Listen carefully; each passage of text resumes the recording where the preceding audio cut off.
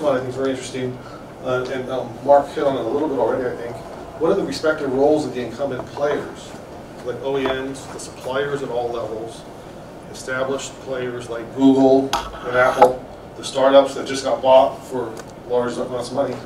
So what are the respective roles? And I think the key thing is, do they compete? Do they cooperate? Or does it just become a co-opetition?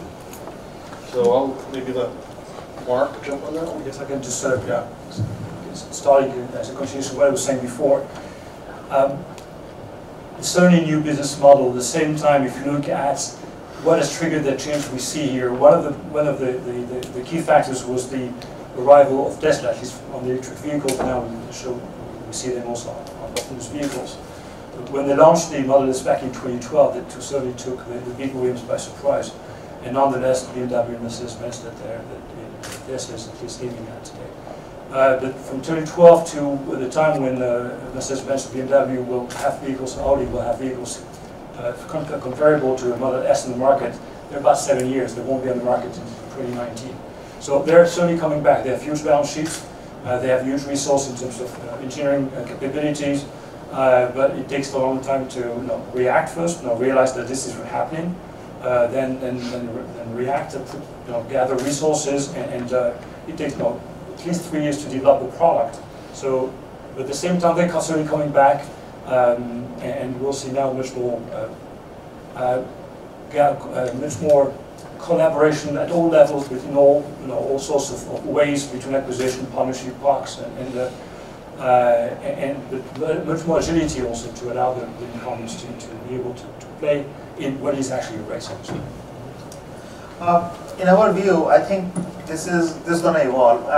Just to give you an example, everybody thinks that electric car momentum start right now. But if you see historically and just search on the Google, when the first electric car was developed, that was 1823, before any other type of car was even developed.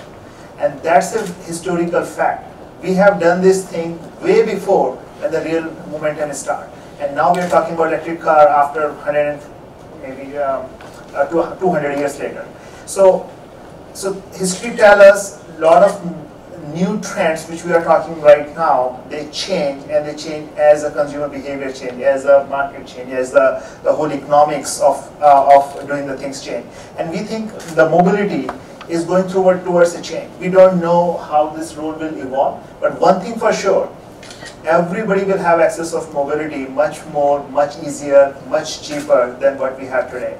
If you are paying $2 per mile today, you're going to be paying 50 cents per mile, or 20 cents, or 10 cents per mile. The cost curve is going to drive a lot of innovation, and that's where the OEM can play, startup can play, large tech giant can play. And like Google changed the whole model, everything was a service, like you used to pay for email. People still pay for AOL, by the way, till they stop the service. They go for free model, and then the whole thing changed. So there is so much room for innovation in the mobility. We are just at the starting point of it, and I think a lot more going to change and it will evolve. So I think it will be competition, cooperation, mergers, acquisition. You're going to see news for next 5 years. I think it's not going to slow down anytime soon. Yeah, I really agree with Abhay, just mentioned, right? It will be an evolving, let's say, pattern, right? But eventually it will be consolidation. Okay? So OEM, if the OEM actually have the leading position, they may evolve to be eventually the regulation, actually the big push force for the government to do the regulation, right? They have enough funding. They also have enough political influence, right? But Tier 1 still will keep as current role, even for the engine ECU development or transmission engine, the ECU development, all this technology stuff. It will be an integrator, and also will be a buffer for the reliability, right? And let's say for Intel, this tech giant, it eventually will be like the supplier, Tier 2 supplier or service provider. So, but eventually, let's say we will look into the disruptors. Are there any stage for disruptors? Yes, because a lot of verticals we need to get deep dive, right? So at that time, that disruptors technology could be merged or buy by these giant companies, right? That's what I can say. Currently, our business model is also falling into this, this way. Even OEM, they don't want to take everything on their shoulder. Tier 1, they doesn't either. High-tech giant, they don't. They want collaboration and consolidation later on, right? So that is. That's good. So it seems like sort of the summary of the answer is that it's very early still, so things will be shakeout. There's going to be a natural consolidation, and then the core competencies of the players will begin to take hold. As you mentioned, Mark, the tier 1, I'm sorry, tier 1s, but OEMs, massive skills in mass production and cost reduction and so on. So it seems like there'll be a shakeout, and then it will end up being sort of a coopetition kind of model. Next question is, what changes need to be made to the infrastructure in order to enable autonomous vehicles? And one of my pet questions along those lines is, who's going to pay for it? Because our cities, everyone's strained, so it's not like the city of San Francisco is going to write checks to fix all the infrastructure. The roads in San Francisco break your transmission, break your suspension today. So that's what the question is. What changes need to be made to the infrastructure? That someone pop up and. So for infrastructure, talking about, let's say, because my domain is in advanced vehicle area, right? So think about, the technology itself. In-vehicle technology is not sufficient enough to trigger the future automated, transportation, right? Structure. So that means actually, let's say we have V2I and a V2V and a V2, let's say V2X. These actually communication infrastructure should be in place. We have, let's say, smarter, let's say, the traffic signals should be in place. Our, let's say, lane marker should be more advanced material over there. It's more reflection, can be seen even in the night, can be seen by the camera. I think who's gonna pay that? That's a really good question, right? So eventually, I think, Abhay mentioned the way is, what the momentum for us to advance the technology, actually the cost, right? Yeah. So if we can driven, let's say, the cost per mile lower enough, actually we can collect let's say, these infrastructure fees through the tax. Just like, the oil, right? We have the gasoline tax, right? So I think that pretty much it will be the alternative way to change the infrastructure. Yep. You hold the questions until the end. Okay, it's relevant to this topic. Okay. That's why. Okay, go for it. Yeah, but my question is, in every industry, for every product, when the next generation of product has come and been deployed successfully, adopted successfully, generally it was offering much more than the previous generation at a much lower cost. Take chips, computers, material for construction, etc., etc. Here we are going the other way around. An electric car like Tesla costs much more than a Chevrolet or the others. So before talking about the cost of infrastructure, how are you going to have the consumer pay for something much more expensive to do basically what he already has for us? So I think this is the data and assumption issue. If you see the cost, and then I think I have the in other sessions I talk about that. If you see just 1900, very start of the 19th century. If I go in a showroom, I have today 20 choices of cars for $20,000 to $30,000 or more. You know. Now, if I go to Tesla or the likes, it is at least twice or 3 times more. So how am I going to decide to buy? But this is a perception issue, right? So the no, issue it's a sticker issue. It's not a perception. Let me tell you how this thing works out. The economics of this thing is not about the cost of the car, but how you use it. What Tesla has done is push everybody to go towards electronic system, which actually reduce the number of components, reduce the complexity of building a car, and cost per mile. I mean, if you think about the electric cost today and how you go per mile cost, that actually reduced significantly. And given the charger, you can charge for free for 5 years, 3 years or 5 years, and all this incentive, if you do the cost per mile calculation, actually it's much cheaper than all other cars combined. And I do have, BMW i3. I drive that, and that car is way much more cheaper than my other BMWs. So I see that comparison per day. And whenever I get a chance, I go for electric for that purpose, because that actually a cost reduction for me. So it's not, it's a perception, and also a, the real math, how you defining the cost and where you want cost curve to go down. I think also in any massive or radical change in technology, there is most often the need for government involvement.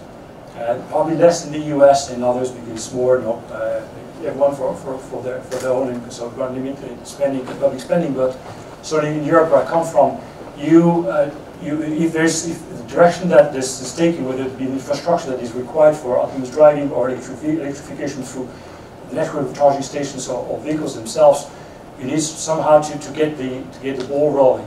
If you look back, you mentioned Tesla, when they started the Model S, cost of battery was probably something like $800, $800 a kilowatt hour, sorry, times 60 kilowatt for the small battery. You're talking about $40,000 just for the battery stuff. Obviously, you need somehow to get the investment, to get the market started. And if you look at countries like Finland, which is the market with the highest penetration of electric vehicles, how did they get started? Well, first of all, it's public policy that they want to electrify the market to reduce pollution, to reduce reliability or reliance on the oil. But also, they finance that by giving big incentive, by cutting down tariffs, for instance, on imports. And you get the ball rolling, and you go down the cost curve. And the same will go for infrastructure. Someone needs to invest first, so that he can get the benefit, as Abhay saying. The benefit will be there, and certainly in terms of cost, you look the cross point between gasoline cars and so IC, internal combustion engine, and battery electric vehicles is seen by the specialists being somewhere between 2025, so 2022, so thereabout anyway. So we'll come to that point between the cost of battery, the volumes that will bring the cost of vehicles down, and the coverage of fixed cost of the development and the manufacturing investment will come to that cross point about 2022 or so. At that point, you can just take off the incentives. And the same as far as infrastructure, going back to the question, someone needs to put the money down first. You can't ask people, you can't ask to charge per mile for people who are driving down the road. El Camino Real is equipped with, the intersections are equipped with sensors and meters to announce where the traffic will go red and blue and red and green, sorry. And obviously the public sector, the city had to put that in place. So eventually that can be recovered by gains in less accident, in other benefits, less pollution and so forth. So, yeah. Great answers. I think another part of that, of course, is the natural move towards shared mobility. So today cars are used on average 5 or 7% of the time. Yes, exactly. So once you have these fleets going around, you have shared mobility, the cost is going to really accelerate downward in terms of getting yourself from point A to point B, or getting your goods from point A to point B to the whole shared mobility side of it. So on to the next question. I kind of want to merge two of them. One of the questions was, what role will maps play in autonomous driving? We also had a little bit later, what will AI bring to autonomous driving? So kind of the question around is, are maps the way it's going to go? It's going to be maps in every car following routes and knowing how tall that building is? Or will AI really have a bigger role in that? So this is actually leading to my domain, so I just answer the question first, right? So actually this will be combination. This will be balanced, blend, right? It's not like the pure high definition map can handle autonomous car, and also we just use, let's say, the in-edge artificial intelligence to do, let's say, decision making, all this stuff. So it's not achievable actually, right? We need to, let's say, zoom out a little bit, look into autonomous vehicle. May not think about autonomous vehicles, think about today's cars. We use GPS to what? Just do the navigation. We have routing optimization, right? But while we drive into the local, we still need to do a lot of starting, right? To sense the environment, to do the right decision on that. That will be like the route optimization, let's say the available lane, path finding, That maybe it's high definition map can do that actually. The available LAN, they can actually use HD map to define that. But in local, while you do, let's say, the decision making, while the pedestrian run across the street, actually that part will be the AI, right?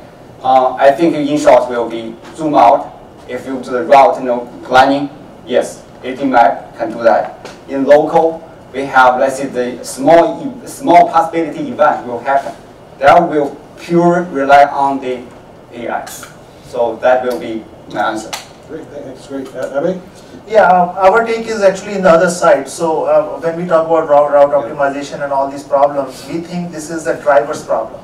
So today's driver have this problem. As we start to go towards automation and autonomous car, then the car will have these problems, but in a different way. That is based on the consumer. Consumer might say, let's say today you are in Mountain View, you want cars. 50 people want car right now. So how the cars are deciding which car gonna go to which one, it's not about route optimization, but to serve you the best way. And that's where a lot of collaboration gonna happen. So of course HTML gonna come, but at the same time, the predictability, where the volume gonna come, where the demand is coming, where the supply is, and how we will optimize these pieces to say how we can serve this customer in the best way. And that will be a different type of optimization than just the route optimization. So I think the AI gonna play a huge role in there because they have to understand a lot of different pieces and then define how we will serve this customer in a most optimal way. Yeah, the AI in the cloud side, yes. Correct. For the consumer applications. Yes.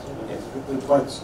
Yeah. Marc? Just look at this question from slightly different angles, as we say, people deep in autonomous driving said, we'll need a map to add redundancy in the system. Same kind of question is actually, how do you come about and bring those, to generate those maps? Yeah. So I find this is, a different approach. And one thing actually you guys are working on with Mobileye is crowdsourcing, will be crowdsourcing maps. And this is, I think, kind of exciting looking at having dynamics map crowdsourced from all the vehicles that drive around. What Tesla does already collecting images from the cameras from the vehicles. Yeah. It will be through LiDARs or cameras. I know my advisor started now that's working through data mapping, or mapping data through a stereo camera system.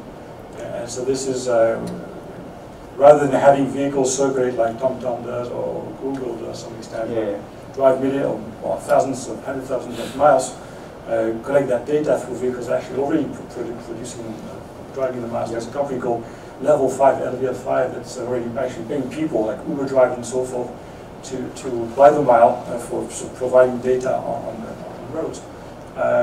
And then on the flip side of it, there's a startup in the UK called Drive AI that says eventually you won't need maps at all to drive autonomously. So it's just to get small enough. Yeah. I think Marc really bring really good, let's say the point of view, right? Actually, what we are working on is, the HD map will not be static; it will be evolving. Yep. While we use it, it will be used the perception data involving the HD map. Yeah, that's good. Yeah. And actually, one more point in this one I would add is a lot of cities, the new cities are designed in a way where these maps actually might not be needed. And I see a lot of development in China. China is designing certain type of city. It doesn't require traffic light, doesn't require the lane system in a traditional way, and they have a total different way to drive the autonomous vehicle. And those type of things could also happen in certain part of the world. So I think there are a lot more possibility how the map work, how the routing will work, and how this dynamic, static or non-map system might work. Yeah. Great answers from all of you guys. Just said something wrong. I said 5AI. I said Drive AI is 5AI. The British company started that first on MapNets. Great. One more question. So this first group was sort of around technology, components, and so on. One more, then we move on to sort of another area. But the important question is, what new sensors, software, and other technologies will be required to go from today's level 1, 2, 3 autonomous cars to levels 4 and 5? Are there new things? And who makes them? Who will make all these different kinds of sensors? Right now, if we look at the sensors on vehicles, there's like a small city built on the top of these cars. Yeah. How will this evolve to be something more acceptable? Yeah. think Marc probably can cover a little bit. I can start. I'm not going to talk tech here. This is not my field, but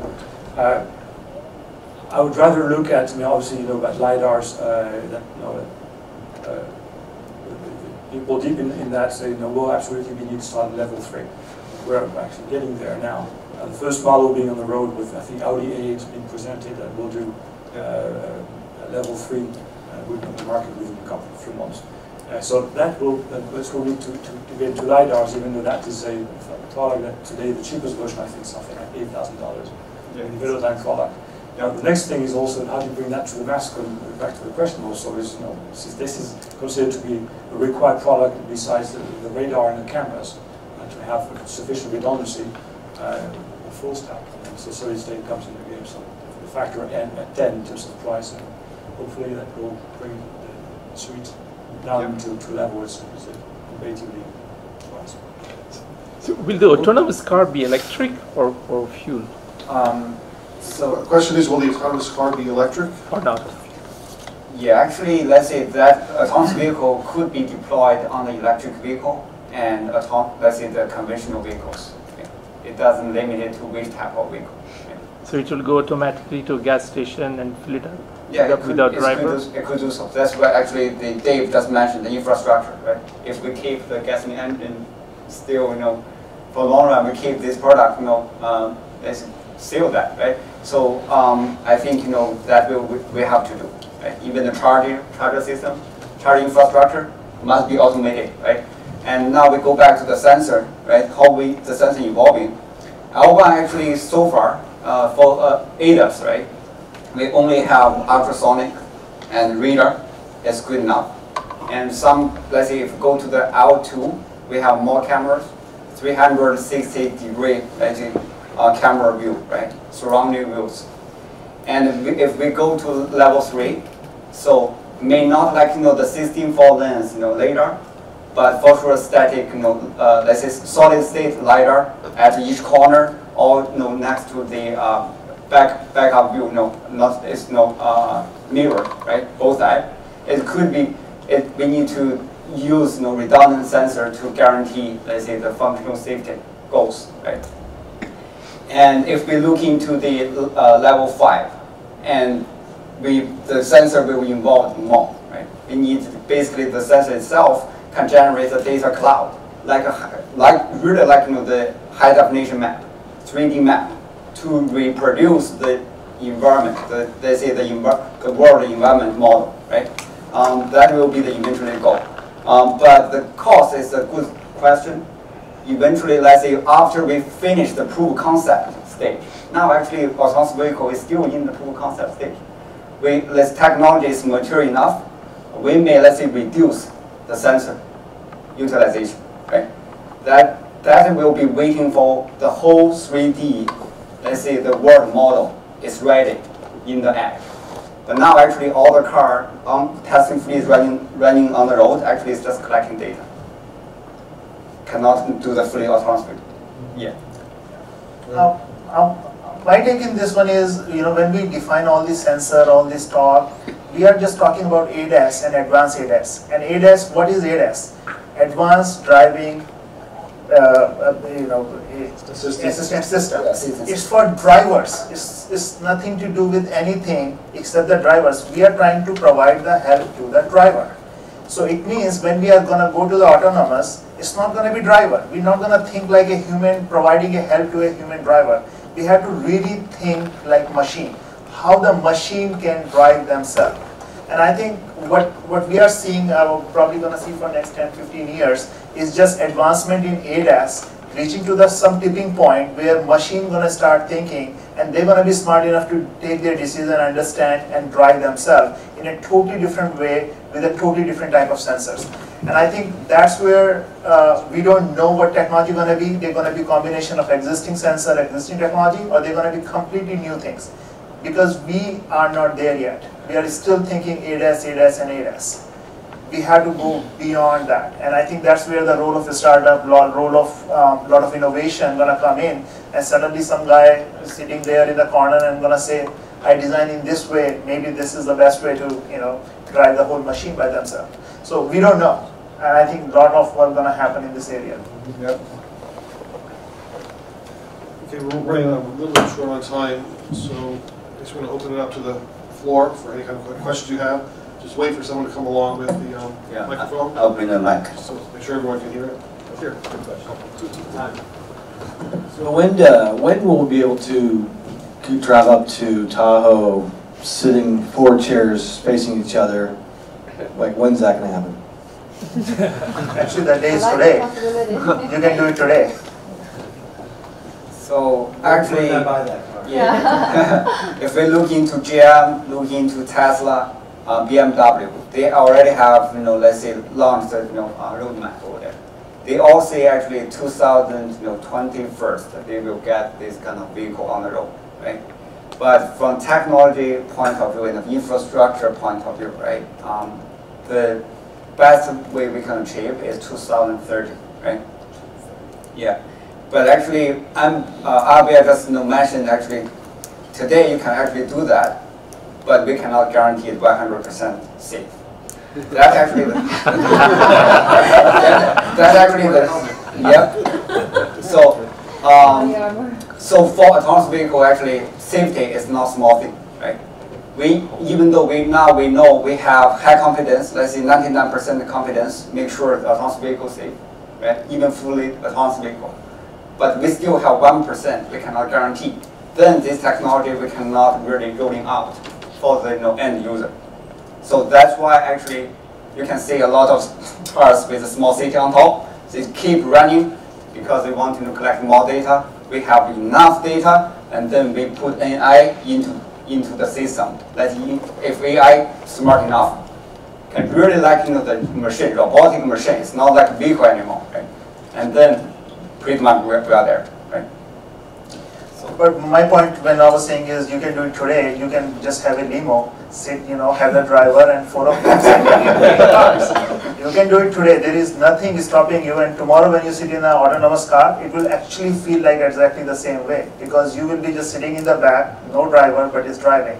So theoretically, from your user experience perspective, what you are looking for, that count. If you are looking for a mechanism to go point A to point B in certain way, you can do it today, and that's just going to evolve and going to become more cost effective. Today, if you want to do with a limo, probably going to cost $100 per hour, and then it's it's an expensive way to do that. What you are looking for to do the same thing with 10 cents per dollar per mile, and that's what really you are asking the question.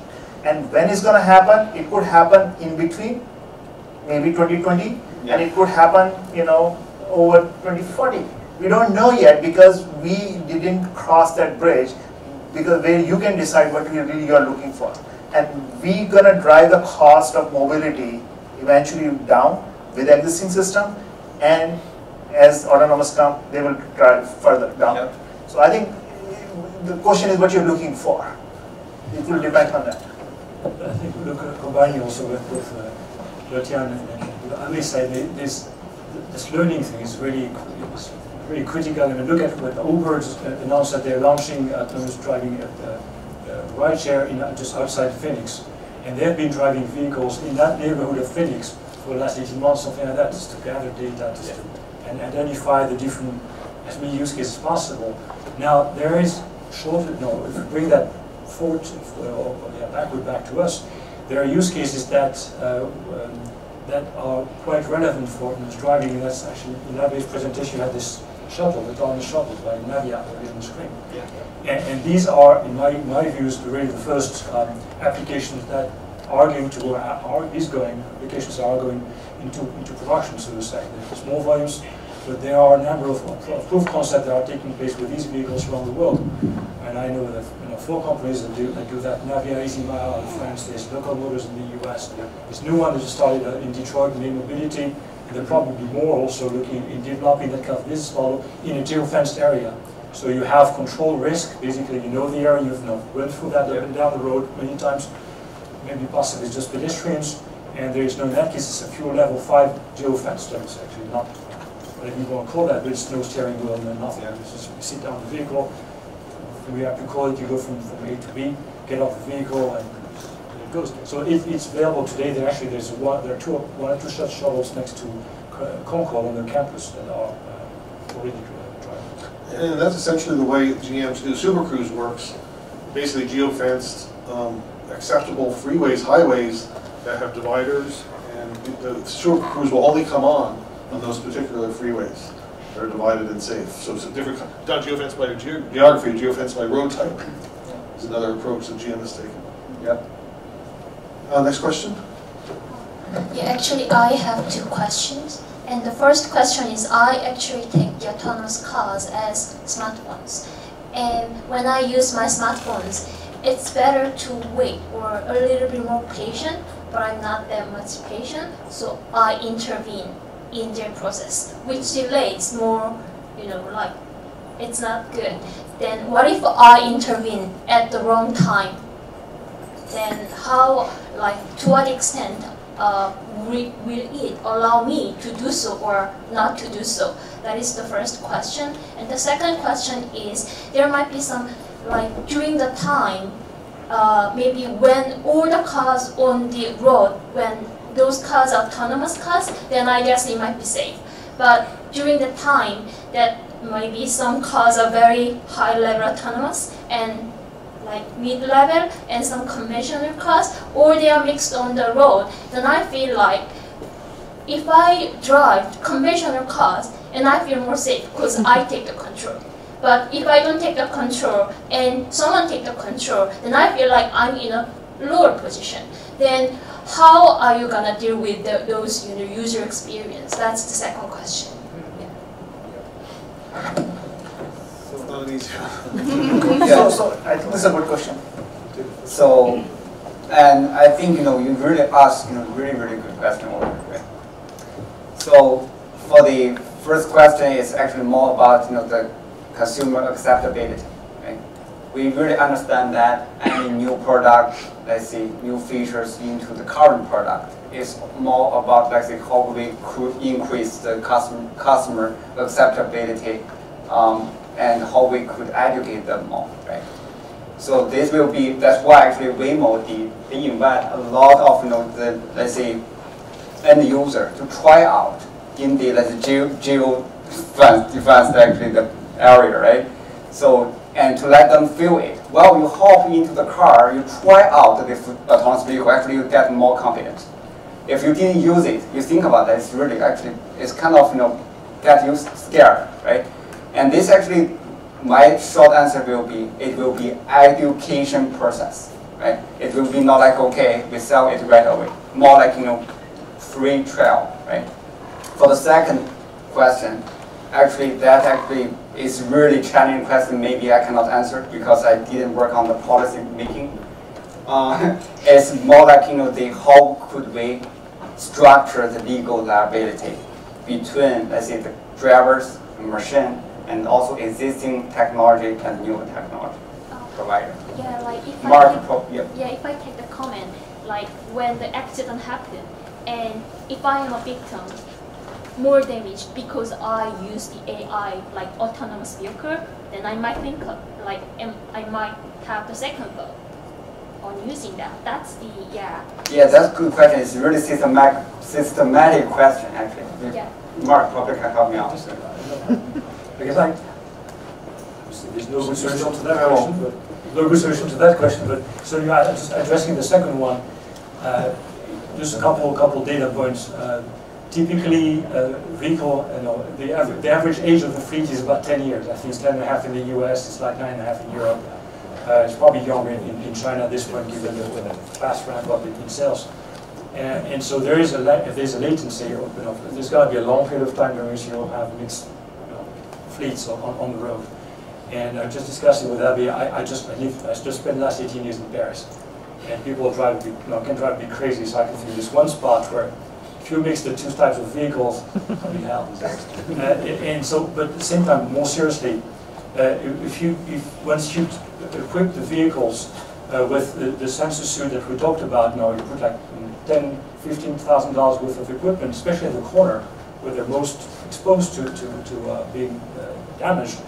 you're going to have the price of insurance go up because you're not going to in the first place, when you have these fleets of vehicles on the road, you're not going to reduce the accident rate. So these vehicles are going to see the cost of insurance going up. Eventually, when you have all autonomous driving, autonomous vehicles on the road, the statistic, say about 95% of accidents are caused by human errors. So if you take that to the point, divide by 20 the number of accidents. So that should be a lot smoother, but this like 20-year period during which it's just open question. Yeah. But I think there is two approach to this problem I think people are taking so far, which we have seen. One is we call systematic approach. So a lot of cities in China, Singapore, or Hong Kong, and a lot of other cities in Europe, they are doing Finland, Ireland. So they are taking a systematic approach where they are creating a zone where only one type of vehicle can go. And then once you are very comfortable in there and people are accepting those technologies, they can expand those zones. So those are the very systematic approach to solve the problem. In US, what we are trying is completely unsystematic and like a consumer-driven approach. Where where we will figure it out what's going to happen. Let's put this, try it out. So we are not creating a completely systematic system today.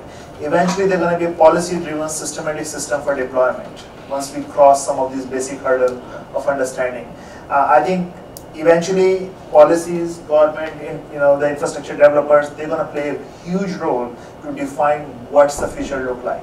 It's not going to be just technology, it's not just going to be the car maker, it's everything else. How the city will say they will allow these things. So like Uber, right? Uber is there, but Austin said, no, we don't want Uber. You are not having that service in that area. So it's kind of that, city might say, in San Francisco, in this area, no way, we not allow any car or any type of vehicle or only this type of vehicle.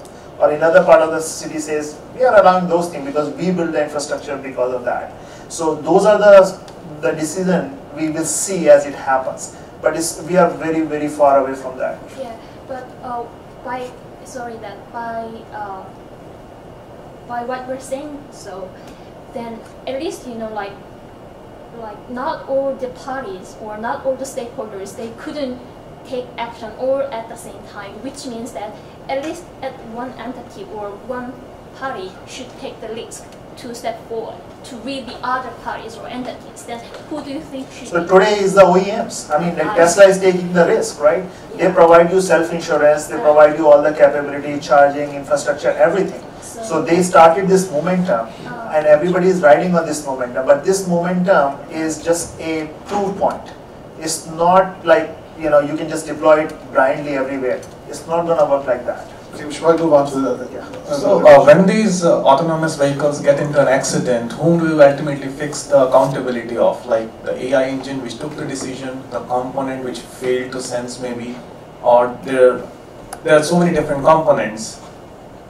Whom does the accountability finally go to?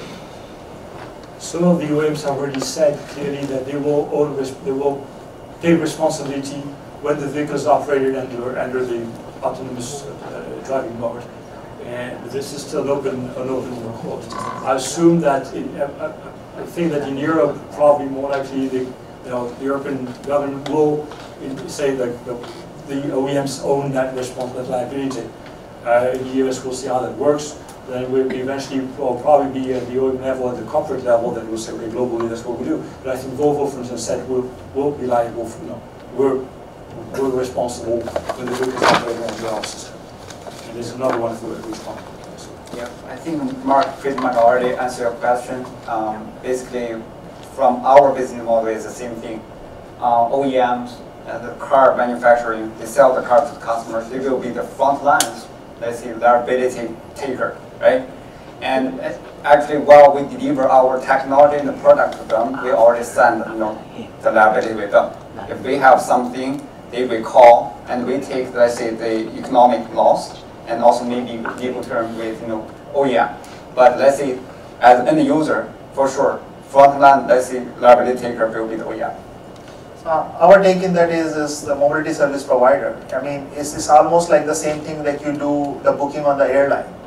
If you book through the hotels.com or some kayak or something, they are the one who gonna refund you the money, whatever the chain inside there is. So I think the person you're gonna interact first, the service provider, they're gonna be the liable for everything.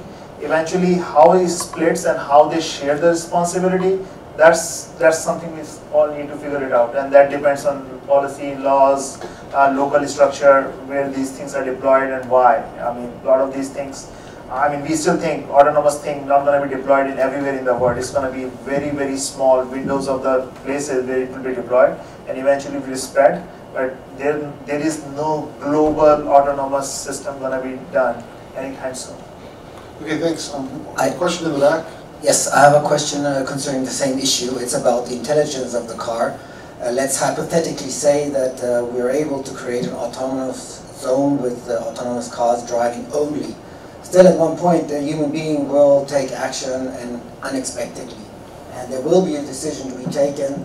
Let's say the typical situation could be a child running in and a car coming ahead. So there will be a decision where there's no solution, death against death, you know. So is there any approach on how to handle such critical situation, even if it's completely autonomous? I'm just asking not for the solution, but the approach. I guess the solution is still way ahead, but this is one of the most difficult, it's the most problems. Yeah, really agree with you. This is mostly challenging question in front, not just high-tech company, not just the legal guys, right? Not just for the regulators, right? This question I can rephrase a little bit. Actually, we have one situation we run into now, right? Let's say we have machine robotic with 4 passengers, right? And there's no available paths anymore, right? Either hit one person in front of the car or drop off the cliff. This actually, you can think about this question from technical point of view. We cannot resolve this issue. It's all about maybe rephrase the word. I've got this word, basically, right? So I think ethical intelligence. Yes. That actually, let's say, current companies we work on, we didn't even resolve this issue yet, right? So I don't have a solid answer to this. Actually, I mean, we didn't resolve it in the society. I mean, if you two guys are fighting and one has gun and he shoot it, who is responsible? One will say, oh, I shoot him because, I was self-defensing, and he said, no, he was angry. I mean, a lot of these things are unresolved issue, and these are very circumstantial. I think what's going to happen eventually is there's going to be analysis of the whole situation, and some people will figure it out how to provide the liability or how to provide the issues and then there will be a whole bunch of laws and policy which will say, under these circumstances, this will take responsibility of this part and this and this and this. I think this is a social issue. This is nothing to do with technology, nothing to do with any other thing. I think we have to, as a society, accept certain laws. I mean, today we fly in the aircraft. Aircraft are 99% autonomous, probably more than 99%. And if any accident happen in there, who take the responsibility? Of course, the airline does, because they are a service provider. But at the end of the day, what you will say, I mean, there's some situation happen, airline goes bad, it happens. But it's apart, it's isolated, it's air traffic, it's not within a city and kids and school. That's a very specific example. But I'm saying is, once you isolate the zone, like you say, autonomous area, then autonomous car only, then you will say, hey, you cannot go in this boundary. You will not allow child to go there. But that will be a social issue, not really the technology issue. I think what it comes down to partly, Marc earlier on one of his bubble charts put up an acceptability bubble. Few people are going to get in a car that doesn't have their main interests in mind. There's not. They're going to rely on some algorithm that calculates, well, I'm 67 years old, I deserve to buy more than that. So it really comes down to acceptability. I think one more point to your question is, it's kind of a Wild West in terms of developing the solutions, and everyone does their own bit, and then the software, hardware, and then piece of the stack, the whole thing. And I was reading this morning something actually from your CEO. We're trying to suggest a policy across the industry for, I think it was make no harm. Basically, have some basic policy for developing autonomous driving solutions, software, so that there's a basic understanding of what they can do and cannot do in situations like you described, whether you're going to hit the baby in the stroller or you're going to hit the grandma. There's no good answer to that. But at least, are you going to injure someone or drive the car down the cliff? Again, no good answer to that. But there should be some basic element so that it's not just Wild West and one company is going to use one system and another one. And at this point, it goes faster. The industry goes faster than regulation. And regulation has to catch up. There is some regulation being passed at federal level just a few weeks ago, trying to define how many vehicles can drive the roads, like 5,000 up to 80,000 within 3 years, and define some reasonable ways of proving why companies will be allowed to drive cars. But then there's still an underlying layer to define what are the basic principles behind allowing cars to drive. And Ryan is still open to proving that you're not going to hurt people. So this is very much Wild West still. So. Okay, a question up front here. Yes, we all want to own autonomous vehicles sooner, a lot sooner. So I wonder what is the biggest technical challenges autonomous car makers are working on that once solved will probably expedite the process 10 years or 20 years sooner. So since I always start the first responder, apologize for that, but I work on that. I can give you a quick answer actually. Perception is not a problem. Actuation, motion control is not a problem because motion control is already existing in the conventional vehicle. It doesn't matter it's autonomous or not, right? And perception, think about computer vision and LiDAR technology is already existing years in the aerospace, right? For the high definition map, it's already existing. The most challenging part is decision making. How we could make a decision making, let's say, using AI based, or even the state based, policy based. The problem actually go back to the question actually that gentleman asked, right? How we could make this policy, right? So you mean machine learning, or you mean the policy or the machine learning? Let's say we already detect that's a pedestrian, right? And there's a hole, right? So, and we know actually acceleration and deceleration is not enough, right? How could we do? We turn a little bit more, let's say make the hole right in the middle of the car, or there's one terrace and hit into that, right? So this is these all details, designs is tough. You think about actually the policy is only one policy, right? But if you iterate all of them, it's probably millions, even beyond, let's say, our thought, right? You think about it, we all drivers, let's qualified drivers, but we drive differently, right? How could we extract all this policy out, common policy out, right? That's actually the most important part. So think you about need that. to teach the public the algorithm to make decisions like a human being. Yes, yes. So that's not policy making. That's still deep machine learning, right? It could be machine learning, but so far actually we didn't use machine learning, right? We think about actually today actually it's a state rule-based control. That means actually we based on our driver experience, right? If there's path, we turn left or turn right. Based on the vehicle dynamic, we turn how much the value, right? 30 degree or 60 degree, right? But the thing is, we want, let's say, car really become robotic machine. It should, think as human. But actually, while we are driving, we don't know actually how much degree we turn, right? So basically, it's end-to-end artificial intelligence. That part will be the most important. So you were saying AI, probably technology is still not mature enough, still not as good as. It's not just AI itself, technology itself. It's about, let's say, the policy itself. How could we abstract that policy out? You know what I mean? Yeah, he's talking about the same thing, intelligent. But I will actually argue on this assumption itself. Yeah. Why you want to own the car first, when it's autonomous, and when it's autonomous car and you don't own it, then you are sharing with others. What do you care? I mean, what do you really want as a consumer, as a person? You want to go from point A to point B. This is your need, or you want to own something. This is your need. So the question will go down to your needs. I don't quite understand. For example, if I drive from A to B, I don't want to drive. I don't really. You are not driving. Let's say you are not driving. Somebody is driving for you, or the artificial intelligence is driving for you For you as a consumer, it's the same thing. The question is what drives you? It drives the mobility. So let's say I go from here to, let's say, India, right? So I take the multiple mode of transportation. Here I drive car, I can go to the airport, then take plane. When I went there, I take rickshaws. You know, for me, rickshaw and jet is exactly the same thing.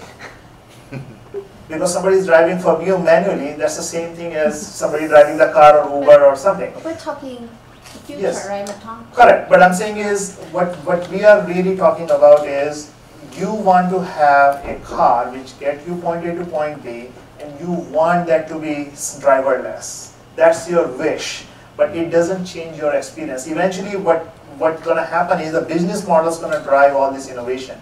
It might take 5 years, 10 years, 20 years, whatever time it takes. The real hurdle is how you accept. I mean, I don't know about you, but just 10 years back, if somebody gives you a ride on the street and say, hey, I will drop you from A to B, you will never sit with that guy. Somebody come in his car and tell you, you know, just sit with me, I will drop you wherever you want to go. No, you will never do that. And today you do that by asking, hey, unknown person, come here, pick me up and drop me there. That's a behavior change because you accept that you just want to go from point A to point B. I think my question is actually, eventually, I really want to ask this because it's a big future. Everyone wants it. Everyone wants it sooner. So when you make investing, when you bet on it, which part of technology should you bet on? Which part of technology needs most of funding? That's what I actually. Yeah, decision making. And I would say, if you have to bet on the business, like how the consumer gonna look, or as a person, as a human, how we want to evolve. And if you want to bet on that, bet on the business, which will evolve in that direction. Technology will evolve to support that, not the technology will design the future. So maybe you need to, let's say, zoom out a little bit.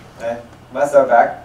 Buy Intel stock. Yeah, let's say you want to focus on the technology innovation as a startup, or you want to, let's say, focus on business sets and the business goal, right? If you, there's two different startup ideas. Exactly, and they will support each other at some point of time. Right? And whoever will win, you know, will drive the innovation. I think you were saying, Abhay, right? What I think you were saying is probably business-to-business model is available a lot sooner than consumer autonomous cars, right? Uber, like very good example. Uber understand you want to go point A to point B, right?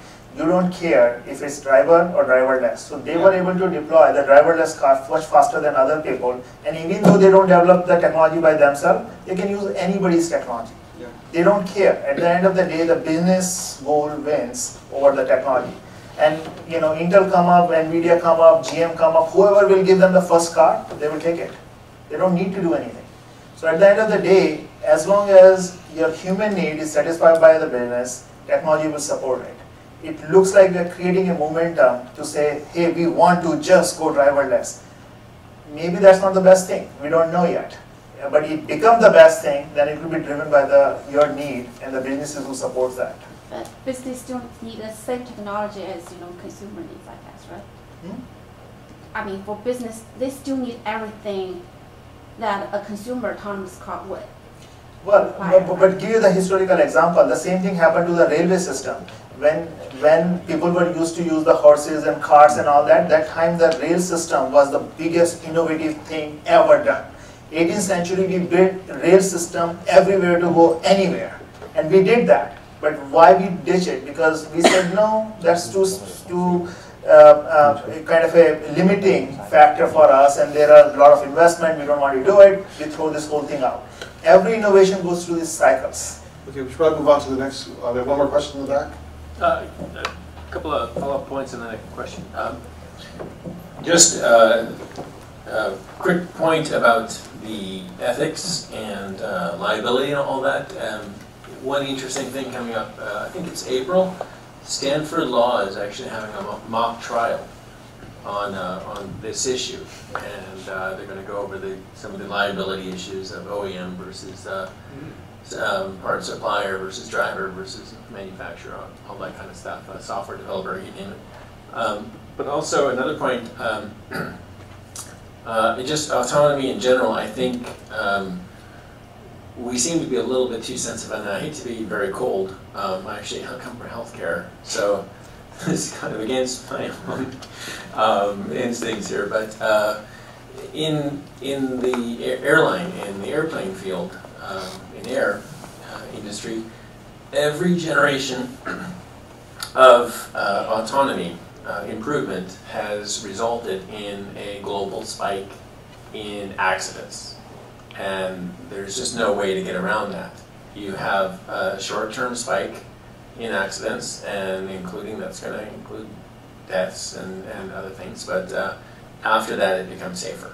Next generation, again, you have a spike followed by a decrease. And I think we just have to accept that the goal, like you're talking about, the business goal is more important than the technology, and unfortunately in this sense too, the end goal of saving 80 to 95%, reducing accidents by 80 to 95% means an increase in accidents in the near future. Yeah. It just means, different people are going to die, unfortunately, but less people are going to die. Yep. And we have to come to accept that. Yep. And that brings up kind of my question, and I feel a little bit differently than the panel about some of the there's about the differentiation between the autonomous versus non-autonomous driving zones, for example, or mobility zones. There was a group in Seattle, I can't remember if it's some of the Amazon original people or the Microsoft, but they were pushing for the I-5 highway from Seattle up to Vancouver to be converted into autonomous only. And I used to live up in that area, and I cannot imagine for the life of me the people up there accepting that. It just, to have to buy a new car, or how do you even start to enforce that? I think a big part of this is going to be in private sector, like you said, the policymakers, 20 years, 40 years after software has come out, they're still trying to figure out software patents. So this will be the same. I think it'll take 20, 40 years before actual policymakers catch up. In the meantime, it's going to be private sector coming up with solutions, certifications, and things like that. That all these programs, whether it's built by BMW, Baidu, or somebody out of Russia, they're all going to meet certain criteria as far as safety aspects. But I just really think if you think these differentiation zones are going to work, how is that going to affect the penetration of the products and technologies that you're pushing? I don't see how it's going to work. I think it's about creating an environment that's favorable to develop the technology, to basically to create volume, to create a real life experience. I read this paper for the I-5 freeway. It's over. I think that there's a timeline's over something like 15 years. So it's also about V2I. Going back to the question of infrastructure. It's about equipping the infrastructure, investing in the infrastructure that these vehicles with increasing levels of autonomy can drive. So it's creating some kind of a local ecosystem where vehicles can be tested, can be developed, and supporting the local industrial sector as well. So this a bit of that. I would drive parallel with electric vehicles, where more and more in European cities you see zones that are being restricted to electric vehicles. Same way, so you say, okay, if you want to drive in this zone, deliver or drive to take your kid to school, there has to be an electric vehicle. So that it gets the ball rolling as well. So it's creating an environment where you help business develop, you help volume increase, and will also create conditions to test those solutions. So it's, yes, I mean, would people replace their old pickup truck and buy an autonomous vehicle and it's going to cost 50 grand or whatever? Big question, but it's going to be, I think the timeline's like 15 to 20 years. So I think the main driving force is quality of life. The quality of life is defined all these pieces which you're talking about. If there is a, let's say, quality of life you define by the money, so the communities think, oh, I can get more money by bringing more OEMs and or partnership or technology Jain bring in here and they will give us more money of this highway, which asset we already have. So it's abundance and use this thing to improve quality of my life. I will take that deal. So I think a lot of these factors which we have seen in the technological evolution is about quality of life. If you think, you can get cheaper stuff, Amazon can deliver you faster or cheaper, you will take that deal. So at the end of the day, anything which you think is improving the quality of your life, you will accept it. And the lot of private sector, government sector, and policymakers, and think tanks, and marketing and advertising, that's what they're trying to do. They were trying to give you the perspective that this is improving your quality of life. And once you start to accept that, you will take it. I mean, just 100 years back, even the 100 years back, when the airplane comes in, nobody wants to sit in there. Everybody say, they will just burst in the air, and that happened, right? And eventually today, every day, just in US, we fly 11 million people. So acceptance happen once you have this thing, like quality of life. Quality of life is based on timing improvement, your money, or your the things you want to have in life, you have it. All these things will eventually drive that. I mean, today, if you think example of WhatsApp, right, or all this real-time messaging system, the value of those things are 40, 50, 100 billion. Why? Because they are saving you a couple of seconds, which you couldn't get other ways around. So just to save a couple of seconds, which you think, oh, I'm using this time for communicating with social media and this and that you think is the quality of life, and that's driving the whole economic force and creating the valuation for these companies. So that's the answer. Okay. Any more questions? Or yeah, due to the time limit, let's have one last brief question, and we have to have everyone out of the door, out of the building by 9 o'clock. Okay. Strict. 5 minutes to 9. What time is it? Thank you. My question, I'm going back to a little bit the cost and the liability and all that. We are going toward autonomous cars without ownership, right? And you said, Mark, that ultimately the OEMs will be responsible, or will take responsibility, right? So, but if there is no driver and no owners, who is ultimately going to own on the car? Will the car OEMs become some kind of a car operators? Because you cannot completely eliminate ownership, it's just changing hands and changing forms, right? We talked about OEMs taking ultimate responsibility. All the mobility provider, right? Who will be the front line, let's say, a service provider to the customer, who will take the liability in the beginning, right? But how to distribute, let's say, do the liability allocation is actually the business structure between the partners, right? And I think, that is regarding the legal and technology, actually, that gentleman just asked, actually, this tedious challenging, eventually we need to zoom out to the philosophy issue, right? And we want to achieve for a human, right? What we want to achieve? We want to achieve systematic efficiency or the liberty, right? As liberty, actually, people want to be more, let's say, have customized design, customized product. They don't want, let's say, the systematically, identical, right? But actually, from the philosophy point of view, we want the world more efficient.